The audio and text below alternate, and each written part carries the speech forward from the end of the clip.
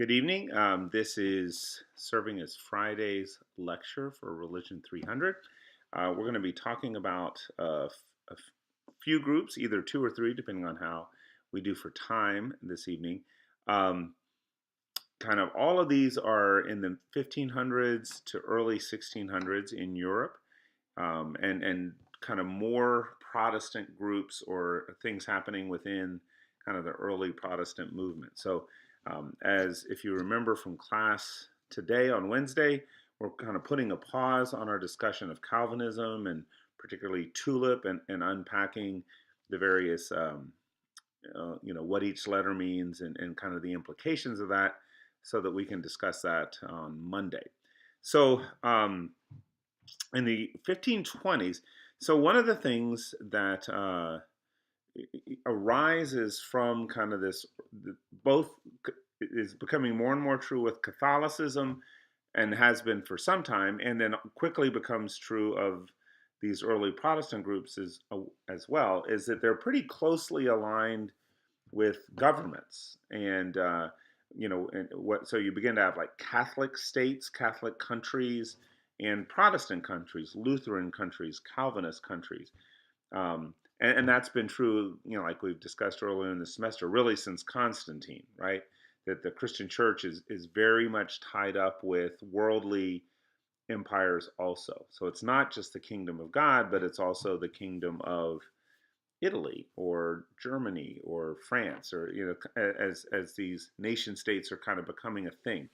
So in the 1520s, there's a group of Christians that really just through reading the gospel and the teachings of Jesus really call this into question and begin to feel like that the church is far too aligned with political power everywhere, both Catholic and Protestant, and particularly concerns about violence and militarism, right? So this feeling that as Christians, it's really inappropriate for the church to be so deeply engaged with wars, and to be so deeply engaged with kind of the grasping for power and more territory and stuff that nations engage with and always have. And for now 1,000 years, the Christian church has as well.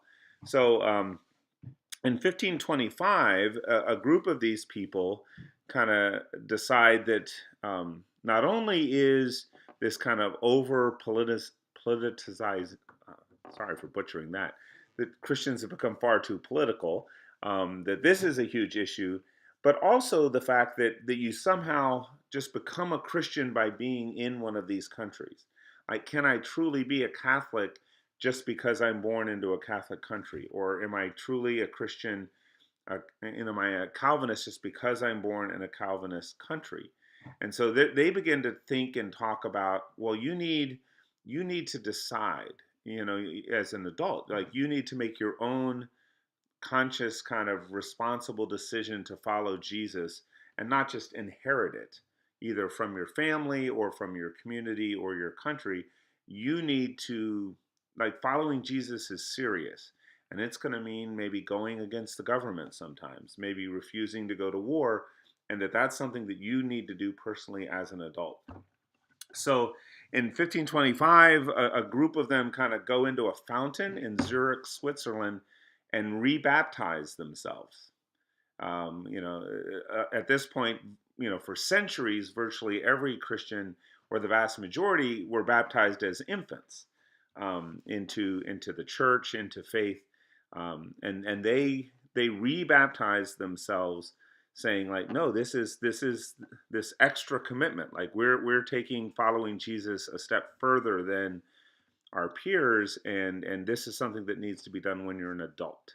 So this group is going to become kind of identified with this rebaptizing, and in Latin that's kind of Anabaptist, and so this group are going to be called the Anabaptists or the rebaptizers. Now, as time goes on, they won't all be. You begin to have, the children of Anabaptists or converts to it that were not Christians ever, and so eventually it won't be that they're baptized twice, once as infants, once as adults. But early on, because they're all kind of coming out of Catholicism or Lutherans and Calvinists also baptize infants at this point, and so they're being baptized as adults, kind of to signify the seriousness of their following Jesus. So the name kind of sticks. So there's this large group of Christians that begin to be called the Anabaptists or the rebaptizers. Today, one of the really significant characteristics of that group is this belief in adult baptism, right? So they don't ever baptize infants. They don't ever baptize small children. That you need to reach an age of accountability, an age where you can kind of reasonably say, I want to follow Jesus and I'm going to do this, rather than my parents have done it, or this is just what my community does. So I've entered into the care of the church through infant baptism. Um, so in some ways, if you go to a church that does not do infant baptism and only baptizes adults, you are at least in a church that has like distant relatives that are from this Anabaptist group. Now, want to delineate here that not every present day Christian that goes to a church that does adult baptism is an Anabaptist. Okay, and that may be confusing for a moment. What we're going to see is that's not the only distinction for this group. So an additional kind of thing that sets them apart, and this is related to that foundational view of government and politics, is this really strong commitment to the teachings of Jesus. So for Anabaptist groups throughout history, like they will read Paul's letters, they will talk about theology and stuff, but practice, follow Jesus. What does Jesus say in the Gospels? Do that, right? So a characteristic of Anabaptist theology, like if Calvin is this deeply intermeshed puzzle that every question you could ever ask about God answered in the Calvin's Institutes, Anabaptist theology is often pretty simple. Like, read the Sermon on the Mount and do it. Like, what does Jesus say? He says, go care for these kind of people. Okay, let's go do that. He says, don't worry about money. Okay, let's not. So it's often a much more simple theology. And some folks say, it's if the rest of Christianity is orthodoxy, like right belief, and it's very important that you believe the right things. In Anabaptist churches, it's often more an emphasis on orthopraxy, orthopractice, like doing the right, like following, hey, I don't really care about your view of predestination or free will, or I don't really care about, your atonement theology and what is your theory of how Jesus saves us at the cross. Like, do you follow Jesus in the way you live? Do you read the Gospels? Do you see the example that Jesus shows us? And do you do it? That kind of becomes Anabaptist theology. And now it's obviously more complex than that on some levels, but a real distinctive and a way to kind of identify and group this group that's still continues till today is this commitment to the life of Jesus, the teachings of Jesus, that is the centerpiece of what it is to be an Anabaptist.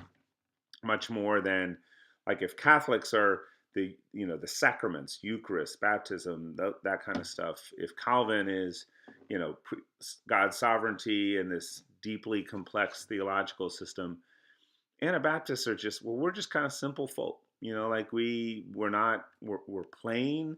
They tend to live very simple lifestyles, often kind of plain clothing.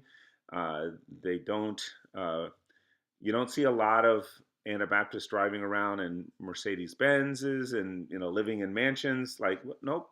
You live a simple lifestyle. You give a lot of money away because Jesus encourages us to be very generous and to not worry about tomorrow. And so I'm not building some massive bank account. I'm caring for others, right? So it's a real emphasis on lifestyle, and particularly kind of a very sort of a social justice-y orientation towards peace, towards care for the poor, care for those that are in need, and following in the teaching of Jesus. This Because of this teaching, most Anabaptists are pacifists. So that they don't believe that followers of Jesus should go to war.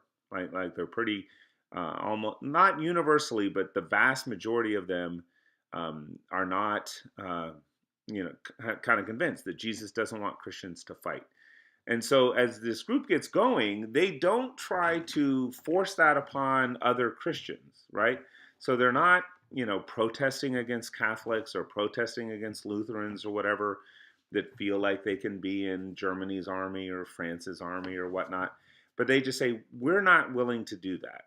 Like, and you can jail us if you want to, or fine us, but that's all fine, but we're not going to join in these wars. We're not going to fight. We won't go to war. So they don't set out to kind of undermine the government, but everywhere they are in Europe, governments find them very threatening, right? Like part of keeping the nation going is, hey, we all do the same kind of things, right? Like we all pay our taxes when we're asked to. We all serve in the military when we're asked to. We all, you know, we know what it means to be a good, citizen of France, citizen of Germany or Italy. And so the Anabaptists they're not out protesting. They're not out burning down, you know, military garrisons or anything like that, but they're just not cooperating. They just kind of say, well, that's all fine, and you're welcome to do that, but we're just not going to. And we think following Jesus means we shouldn't, and so we won't. So, like, even though they don't set out to be troublemakers, everywhere in Europe, governments and other church leaders don't know what to do with Anabaptists. They find them super threatening, and begin to persecute them. They're often jailed. They're often kind of outlawed.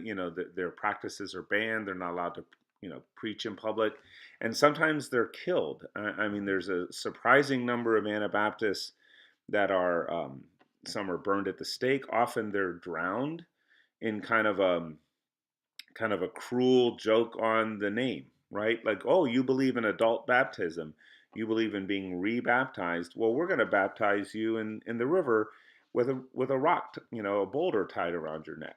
And so how about that for a rebaptism? And so hundreds, thousands of Anabaptists get killed in kind of the 1500s, 1600s across Europe. In 1531, there's a Catholic priest, Menno Simons, he's Dutch, and he's witnessing. So he's a Catholic, like he's not an Anabaptist at this point. He's not only a Catholic but a priest, but he watches the execution of some Anabaptists and kind of watches both their courage and kindness, like they don't fight and resist the people that are going to kill them. They pray. They seem joyful. They don't seem to be afraid of death, and that really moves him pretty profoundly. And so he leaves the Catholic priesthood, becomes an Anabaptist himself, and really over time becomes very, very influential in this movement. So today, like if you have ever heard of Mennonites, there's Mennonite churches in Oregon nearby. There's parts of the country that have huge percentages of large Mennonite populations. Mennonites are descendants from Menno Simons. So, Calvinists are from Calvin, Lutherans from Luther, obviously, Mennonites from Menno Simons. And he becomes a very influential figure in this movement. So, in some ways, the most famous Anabaptists that you might be familiar with today are probably kind of one of the more weirder part of the group, right? So if you've ever encountered Amish folks or Amish, like seen them on movies or TVs, riding in horse and buggies and not really engaging with modern culture, those are kind of radical Anabaptists who have taken we don't want to take part in politics and whatnot to the extreme of really don't even want to take part in modern culture. Like we're not going to drive cars or fly in planes or do any of those kind of things. And that would be kind of an extreme version of Anabaptism. But like Mennonites would be kind of a much milder version. Christian Brethren is another kind of Anabaptist denominations. So they're not huge. They're, to this day, they never became a massive group, partly because they were persecuted so significantly. But they have existed for, over 500 years now. Um, and well, I don't know if you've ever seen. There's a movie out a few years ago, like Hacksaw Ridge or something like that, about a Christian during World War II who joins the military but is an Anabaptist, and so he wants to serve his country. He believes the cause of World War II is just, but he doesn't believe he can fight. So he serves as a medic in World War II, and so he, is very courageous. He rescues dozens. He's in this battle on Hacksaw Ridge, and um, saves dozens of soldiers' lives, but never will touch a gun, even to save himself. He just feels like that's inappropriate, and he won't do it. So that's an example of kind of an Anabaptist living out life in the modern day. In some ways, Quakers sometimes get confused with Mennonites and Anabaptists. There are some real similarities, particularly culturally, to from Quakers to Anabaptists, but Quakers are definitely a different group, and we'll talk about them next week. We'll kind of spend a day or two kind of looking at George Fox and the beginning of Quakerism, but that's kind of a topic for a different time. Okay, so we're going to pause there with Anabaptists, the beginning of that movement. Now we're going to jump over to England, also in the early 1500s, kind of like 1530s, not too long after the Reformation really has gotten going, and look at kind of the birth of Protestantism in England, particularly what is going to be called the Church of England, or the Episcopal Church, or the Anglican Church, right? So this movement that's going to have three different names. Sometimes, if people have any familiarity with the Episcopal Church or the Anglican Church, the history is that it started because King Henry VIII wanted a divorce, which on some levels is totally true. King Henry VIII is, he's a very famous king, partly because he has several wives, most of whom he has killed. He really wants a son, and he has a very difficult time fathering one, probably due to himself. Right now we know a lot more about genetics. It's probably more his issue than these wives, but he keeps having these wives who either don't give him any children or don't give him sons. So he divorces, he kills them. He, figures out some reason that they charges them of some crimes, has them beheaded. But he's married to one, and he wants to get a divorce. He doesn't want to kill her, but he wants to divorce her. And the Catholic Church will not allow that, right? The Catholic Church views divorce as a mortal sin, and will not, there are very, very few reasons why the Catholic Church will grant a divorce, and the Pope does not think Henry's reasons for divorcing are legitimate, so he refuses it. So the kind of the simple version of the story is that Henry is so pissed off by that, he just says, well, I'm just going to leave the Catholic Church and start the Church of England, and we'll just do our own thing. And that's partially true. Okay, there is some truth to that.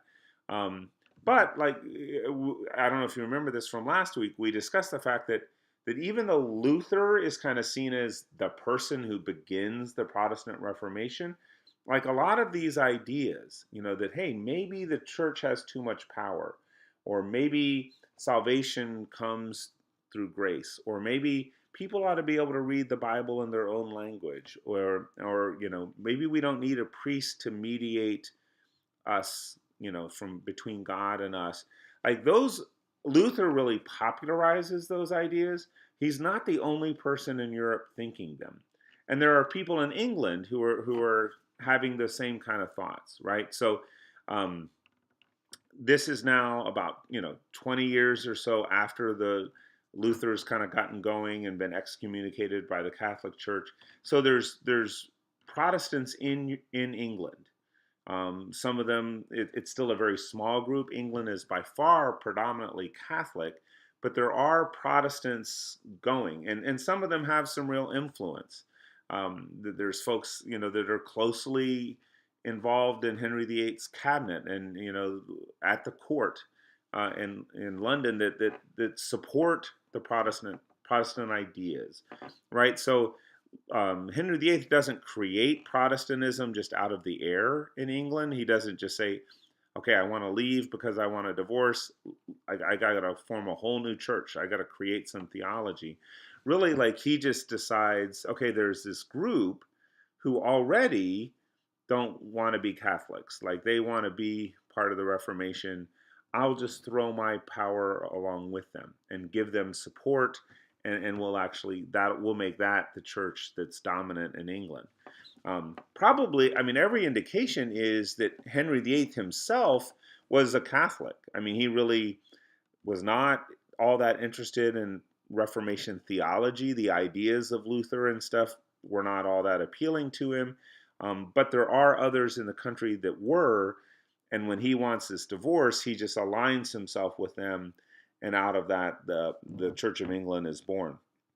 Now, a couple things that are kind of interesting about the Anglican Church, the Church of England, the Episcopal Church as it gets going. There's a guy named Thomas Cranmer, okay? Cramner, Thomas Cranmer. You ought to make note of him. There'll be some stuff about him on the next test. He really is tasked by Henry VIII to, okay, we're doing this new church thing. What is that going to look like? And Thomas Cranmer is sort of given the task of figuring out, okay, how Catholic, like what are we going to keep from Catholicism? What are we going to take from, the Reformation that's going on the continent? And what is our church going to look like?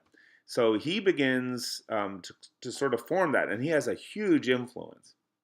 If you have ever gone to an Episcopal church, you have experienced things that Thomas Cranmer put in place. One very famous one is this book. He kind of composes a book called the Book of Common Prayer, which really becomes it's a very influential book in Anglicanism. It sort of contains the rules of like, okay, here's how we're going to do the Eucharist. Here's how we're going to do baptism.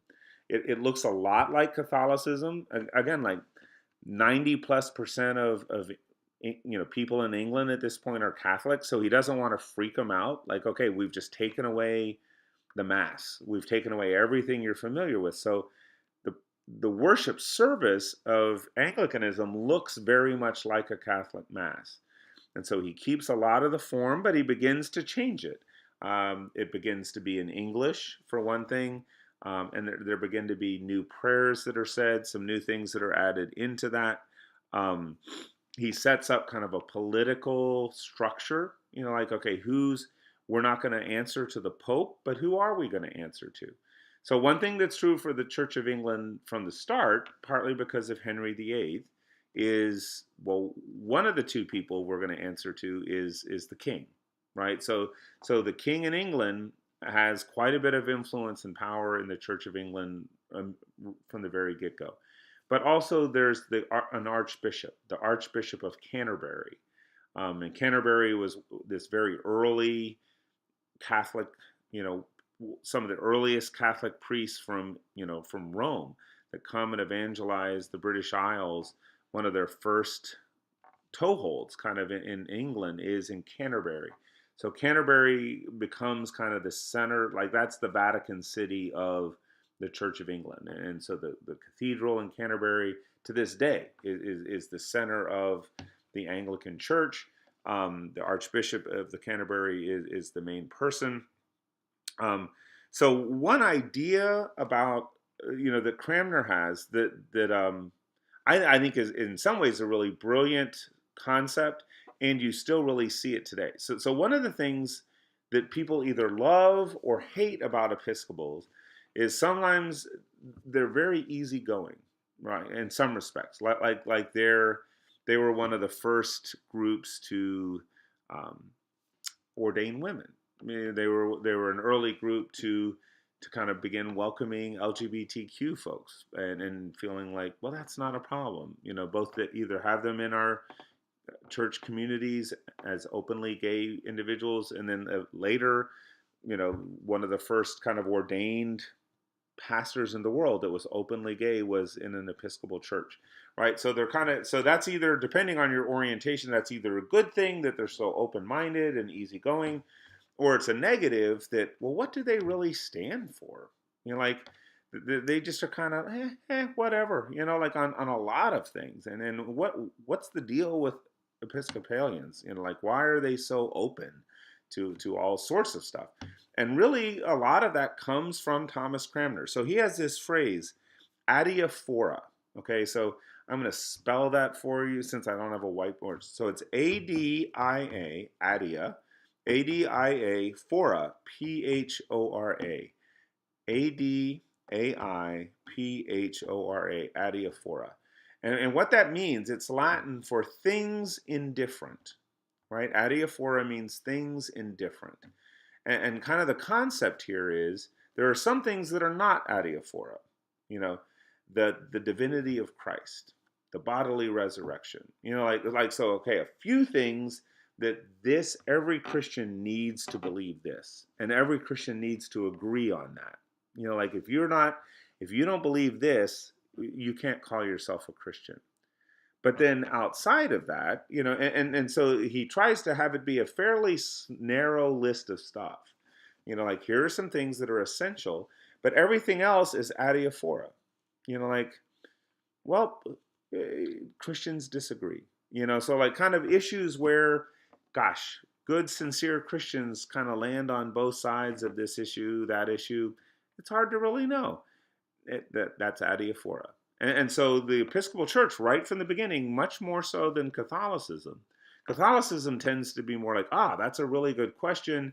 We need to devote some scholarship to it. We'll spend a couple centuries wrestling with it. Maybe we'll have a council if it's a really big thing. But eventually the church is going to decide, and we'll take our time if we need to, but we're going to come down on some version of the truth. Whereas the Anglicans sometimes do that, but much more often are like, well, we'll just let people decide for themselves. That it's things indifferent. Like the church is going to be indifferent on that issue. We don't feel like we have to, make some big decision one way or the other. So things indifferent, adiaphora, is something that Cranmer sets in motion, and it will continue. It will be a big deal. So for quite a while, however, the Catholic or the Anglican Church really, really looks very Catholic.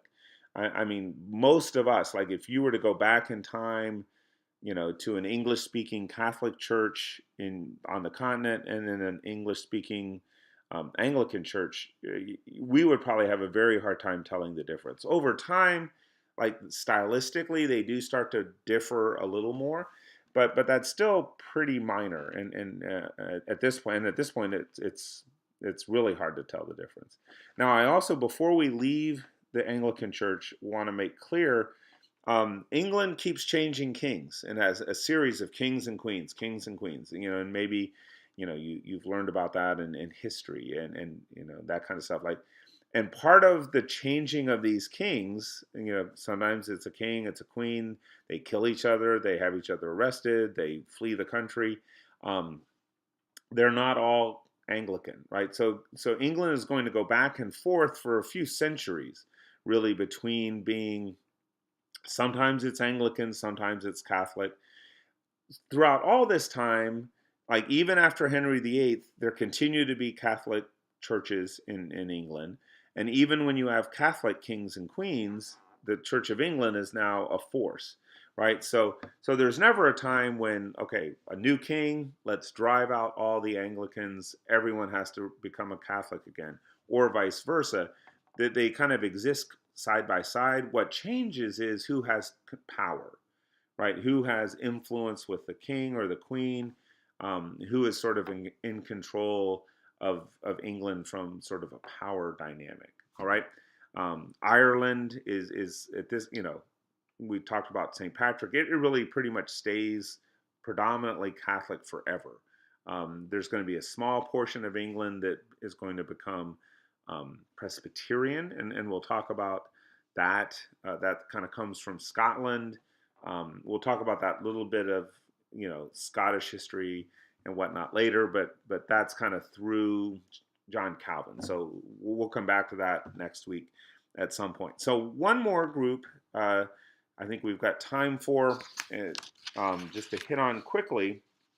So this is now moving ahead into the 1600s. Okay, so uh, the birth of the Church of England, the birth of the Anabaptist movement, those are all kind of in the mid 1500s.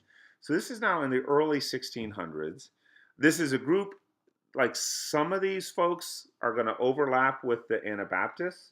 So I hope I'm going to try to differentiate these groups, and when we come up to the next test, we'll try to make sure that you're clear on the differences. Okay. So in Holland, in the early 1600s, there's another Catholic priest. This guy is named Jacobius Arminius, and Arminius is he's a priest. He believes in predestination, and so Arminius is set, like, given this task to kind of actually, well, yeah. So Arminius he's like with Calvin, believes in predestination, God's sovereignty. Humans don't have free will, but there's a prominent kind of Christian philosopher in Holland who disagrees, and so he's kind of given this task to argue for predestination, to argue for Calvinism and this idea that God determines all events. And in the preparation for that, like he's kind of studying and thinking, and he reads all the writings of his opponent, and they're going to have this big public debate. And in the course of that, he gets convinced by the other guy. So Arminius becomes convinced that actually God has given us free will, that we're not, that all events are not predetermined by God. That God, in fact, gives us freedom, gives us choice. And so he is going to become, he kind of leaves his church tradition and starts yet another sort of Protestant group, and these are going to become Arminians. And so if as we've been talking about Calvin and talking about Tulip and whatnot, if you're sitting in class going, how could people believe this? Like what about, I chose to follow Jesus. I choose to pray. Like God has given me that freedom. Part of being a human is that I make choices and they matter. If that's the kind of Christian you are, if just when you think about your Christian life or your life generally, you think of in terms of we as humans, part of what makes us humans is we have free will. We have the ability to make choices. Then whether you realize it or not, you're descendants from Arminius, like the kind of the entire any church in the Protestant Reformation that believes that humans choose God. Christ died on the cross for our sins. Salvation is available to us, but we choose it. Right? I decided to become a Christian. I accepted Jesus into my life. I received, him as my Lord, and I did it consciously. Like it was a choice that I made, and I did it. All of that language, all of that concept, really, in Protestantism, comes from Arminius. Like prior to him, both Luther and Calvin, and particularly Calvin, and everyone that's coming after them is sort of in this more Calvinistic sovereignty kind of predestination mindset. And Arminius really kind of bucks that and goes in a different direction. Um, as you might guess, like the Anabaptists, Arminians are not super popular in Calvinist states, in countries that are heavily dominated by Lutherans or Calvins. They're often arrested. They're sometimes killed. They're kicked out of countries.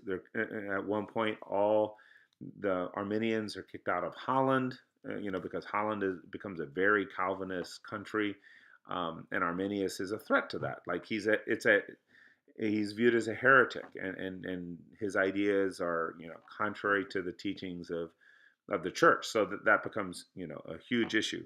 Eventually, that persecution dies out, but the controversy doesn't. I mean, like today, you find in our discussion of Tulip, I'm from an Arminian background, right? So when I listen to kind of the Calvinist argument of God predetermines everything and God's sovereignty is overall, that seems kind of semi crazy to me. Like, okay, I get it that God's really powerful, but but you have to account for human freedom. You have to account for God giving us choice, right? And that's my Arminian background. And so for me, Calvinism seems like a strange and foreign land. Um, and some, like, I think somebody in class, maybe Danny, was talking to today on Wednesday about, like, that seems like a whole different religion. Well, in some senses, it's not, but it also kind of is. Like if you're an Arminian, Calvinism seems like, okay, you have some of the bedrock beliefs of how you think the universe works are very, very different. Um, and that's true in the opposite direction. Like, so sometimes one of the complaints that, like, on Monday we're going to pick apart Tulip a little bit, and as we already began to see, there's some real things that are, wow, that's confusing or troubling. Like, really, Calvinists believe that?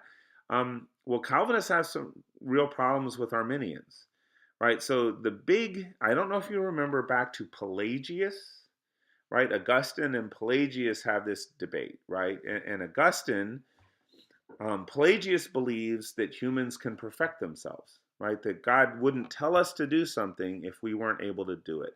So Pelagius, part of his belief in that is that Pelagius believes that God has given us free will. And we have the freedom to choose to follow him.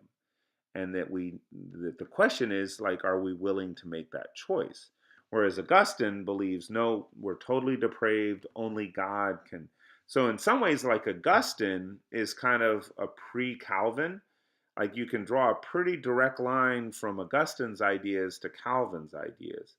Um, and the accusation that Calvinists have is that you can draw a line from Pelagius all the way to Arminianism, to free will theology, right? And so the critique or attack that Calvinists are going to make against Arminians is that you don't believe God saves you like we do. We believe that only God can save because humans can't do anything, right? But you believe that you have to do the saving. That God does some stuff, but then you save yourself by choosing, right? So the fact of human free will, that humans make the final step. I accept Jesus into my heart. I go forward and get baptized. I stand up at Young Life Camp and say, I want to be a Christian. That's Pelagianism, right? Like, that's you doing the thing that saves you and not God doing the thing that saves you. So Calvinists continue to this day to have real problems with Arminians. Oh, you're Pelagian and that's a heresy. And Arminians think Calvinists, believe in double predestination and limited atonement and all these things that we'll talk about more on Monday. So both groups, 500 years later, 400 plus years later, still really argue with each other and struggle to see common ground. Typically, they still recognize, okay, you are a Christian, but you're very, very different than me. Sometimes not. I mean, I've had conversations with Calvinists. They're like, Steve, I just have to tell you, I'm not sure that what you're describing is Christianity. Like how can you be a Christian and not believe in the full sovereignty of God and the truth of election? And sometimes I listen to them and I think, the God you're describing does not sound like the God I worship. And, what is your religion? So I think both sides sometimes struggle with kind of like, okay, you are so different than me. I don't think we're even in the same faith. But generally, Arminians and Calvinists can kind of see themselves like, okay, we're close enough cousins that we're part of the same family, even if we really, really disagree on some big things. So as we see, like, the differences now in Protestantism are not just like, well, there's all of us Protestants who like 99% agree with each other, and we just really disagree with the Catholics or the Orthodox, church.